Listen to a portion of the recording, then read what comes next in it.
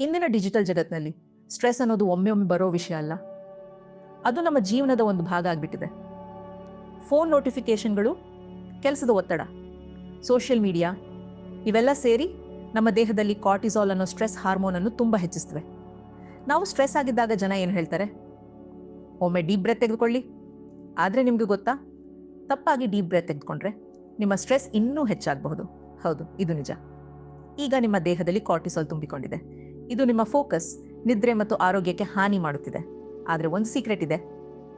App ಬೇಡ, ನಿಮ್ಮ ಉಸಿರಾಟವೇ ನಿಮ್ಮ ಸ್ಟ್ರೆಸ್ನು 60 ಸೆಕೆಂಡ್ನಲ್ಲಿ ಕಡಿಮೆ ಮಾಡಬಹುದು. ಹೀಗಾದರೆ ಆ ಸೀಕ್ರೆಟ್ ಟೆಕ್ನಿಕ್ ಏನು ಅಂತ ನೋಡೋಣ.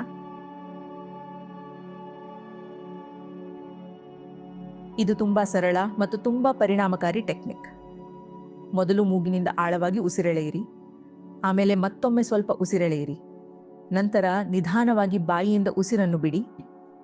ಡಬಲ್ ಉಸಿರೆಳೆಯುವ ವಿಧಾನ ನಿಮ್ಮ ಉಸಿರುಕೋಶಗಳನ್ನು ಚೆನ್ನಾಗಿ ತೆರೆಯುತ್ತದೆ.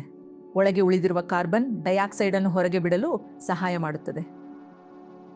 ಉಸಿರನ್ನು ಬಿಡುವುದು ನಿಮ್ಮ ಮೆದುಳನ್ನು ಶಾಂತಗೊಳಿಸುತ್ತದೆ. ಈಗ ನಮ್ಮ ಮನಸ್ಸನ್ನು ಶಾಂತವಾಗಿ ಮತ್ತು ಸ್ಥಿರವಾಗಿ ಮಾಡೋಣ. ಈ ವಿಧಾನ ತುಂಬಾ ಸರಳ ಮತ್ತು ಯಾರಿಗೂ ಸುಲಭವಾಗಿ ಮಾಡಬಹುದು. ಮೊದಲು ನಿಧಾನವಾಗಿ 4 ಸೆಕೆಂಡ್ಗಳ ಕಾಲ ಮೂಗಿನಿಂದ ಉಸಿರೆಳೆಯಿರಿ. ಆಮೇಲೆ ಆ ಉಸಿರನ್ನು 4 ಸೆಕೆಂಡ್ಗಳ ಕಾಲ ಹಿಡಿದುಕೊಳ್ಳಿ. ನಂತರ ನಿಧಾನವಾಗಿ 4 ಸೆಕೆಂಡ್ಗಳ ಕಾಲ ಉಸಿರನ್ನು ಬಿಡಿ. ಮತ್ತೆ 4 ಸೆಕೆಂಡ್ಗಳ ಕಾಲ ಖಾಲಿಯಾಗಿ ಹಿಡಿದುಕೊಳ್ಳಿ. ಈ ರೀತಿ ಒಂದು ಸೈಕಲ್. ಇದನ್ನು ಕೆಲವು ನಿಮಿಷಗಳು ಮುಂದುವರಿಸಿ. ನೀವು ಈ ಪ್ಯಾಟರ್ನ್ ಅನ್ನು ಫಾಲೋ ಮಾಡಿದಾಗ ನಿಮ್ಮ ದೇಹ ಮತ್ತು ನರ ವ್ಯವಸ್ಥೆಗೆ ಒಂದು ಸಿಗ್ನಲ್ ಹೋಗುತ್ತದೆ, ಎಲ್ಲವೂ ಸರಿಯಾಗಿದೆ, ಚಿಂತೆ ಬೇಡ ಅನ್ನೋದು. ಅದರ ಪರಿಣಾಮವಾಗಿ ನಿಮ್ಮ ಮನಸ್ಸು ನಿಧಾನವಾಗಿ ಶಾಂತವಾಗುತ್ತದೆ. ಹೆಚ್ಚು ಓಡುತ್ತಿರುವ ಆಲೋಚನೆಗಳು ಕಡಿಮೆಯಾಗುತ್ತವೆ.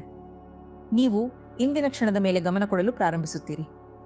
ನೀವು ಟೆನ್ಷನ್ ಆಗಿರುವಾಗ, ಮೀಟಿಂಗ್ಗೆ ಹೋಗುವ ಮೊದಲು ಅಥವಾ ಪರೀಕ್ಷೆಗೂ ಮುಂಚೆ ಇದನ್ನು ಮಾಡಿದರೆ ನಿಮಗೆ ಹೆಚ್ಚು ಕಾನ್ಫಿಡೆನ್ಸ್ ಮತ್ತು ಶಾಂತಿ ಅನುಭವವಾಗುತ್ತದೆ.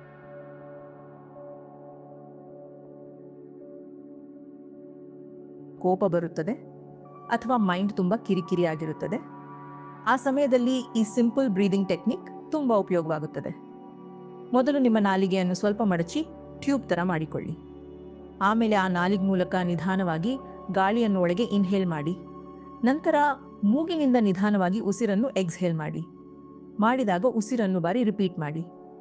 ಹೀಗೆ ಮಾಡಿದಾಗ ನಿಮ್ಮ ದೇಹಕ್ಕೆ ಕೂಲ್ ಫೀಲಿಂಗ್ ಬರುತ್ತದೆ. ಹಾರ್ಟ್ ರೇಟ್ ನಿಧಾನವಾಗುತ್ತದೆ. ಕೋಪ ಮತ್ತು ಸ್ಟ್ರೆಸ್ ಕಡಿಮೆ ಆಗುತ್ತವೆ.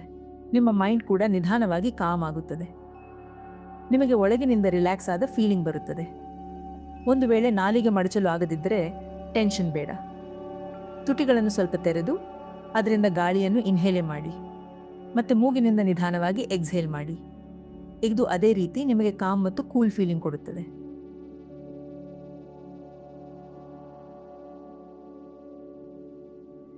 ನೀವು ಇದನ್ನು ಪ್ರತಿದಿನ ಪ್ರಾಕ್ಟೀಸ್ ಮಾಡಿದರೆ ನಿಧಾನವಾಗಿ ಒಂದು ದೊಡ್ಡ ಚೇಂಜ್ ಕಾಣಿಸುತ್ತದೆ. ದಿನವಿಡೀ ಸೇರುವ ಸ್ಟ್ರೆಸ್ ಹಾಗೆ ಉಳಿಯುವುದಿಲ್ಲ. ಸಣ್ಣ ಸಣ್ಣ ಸಮಯದಲ್ಲೇ ಅದನ್ನು ರಿಲೀಸ್ ಮಾಡುತ್ತೀರಾ, ಅಂದರೆ ಸ್ಟ್ರೆಸ್ ಜಮೆಯಾಗುವುದೇ ಕಡಿಮೆ ಆಗ್ತದೆ. ಇದನ್ನೇ ಕಾರ್ಟಿಸಾಲ್ ಕಾಂಪೌಂಡ್ ಎಫೆಕ್ಟ್ ಅಂತ ಹೇಳ್ತಾರೆ. ಅಂದರೆ ಪ್ರತಿದಿನ ಸ್ವಲ್ಪ ಸ್ವಲ್ಪವಾಗಿ ಸ್ಟ್ರೆಸ್ ಕಡಿಮೆ ಆಗ್ತಾ ಹೋಗುತ್ತದೆ. ಹೀಗೆ ಮುಂದುವರಿಸಿದರೆ ನಿಮ್ಮ ಫೋಕಸ್ ಇಂಪ್ರೂವ್ ಆಗುತ್ತದೆ. ನಿದ್ರೆ ಕ್ವಾಲಿಟಿ ಕೂಡ ಚೆನ್ನಾಗುತ್ತದೆ. ನಿಮ್ಮ ರಿಯಾಕ್ಷನ್ಸ್ ಹೆಚ್ಚು ಕಾಮ್ ಆಗುತ್ತವೆ.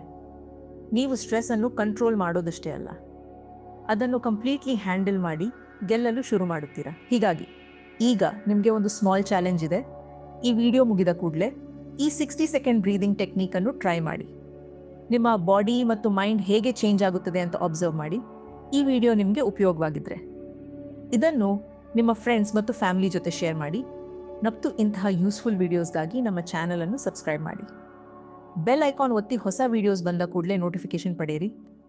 ಕೆಲವೊಮ್ಮೆ ನಮ್ಮ ಪ್ರಾಬ್ಲಮ್ಸ್ಗೆ ಸೊಲ್ಯೂಷನ್ ನಮ್ಮೊಳಗೆ ಇರುತ್ತದೆ.